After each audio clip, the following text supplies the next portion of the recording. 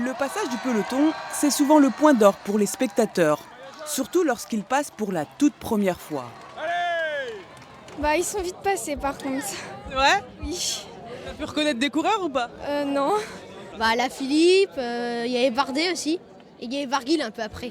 Moi ça m'a fait bizarre d'aller voir pour de vrai.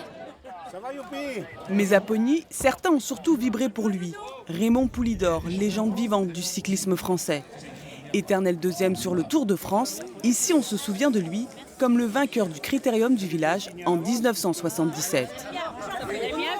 C'était la fête dans tous les pays, comme ici, bon, il y a des souvenirs énormes ici.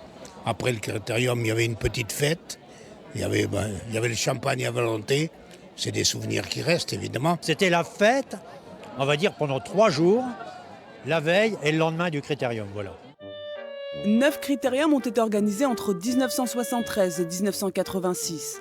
50 boucles de 3 km dans lesquelles les meilleurs coureurs de l'époque se sont affrontés, comme le néerlandais Joop Zoetemelk et le français Bernard Thévenet.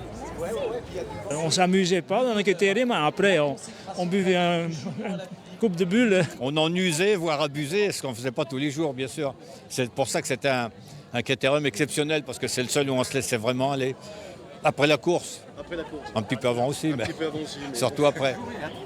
Si ces grands noms du cyclisme sont de retour dans la petite commune de 950 habitants, c'est grâce à la détermination de Jean-Claude. Merci monsieur Poulidor. Bon, c'est vrai que Poulidor, Thévenet sont venus un peu rapidement, mais bon, l'essentiel c'était quand même qu'ils soient là.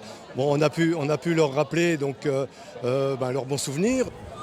Opération réussie, plus de 30 ans après le dernier critérium, le cœur des Pognats bat toujours pour la petite reine.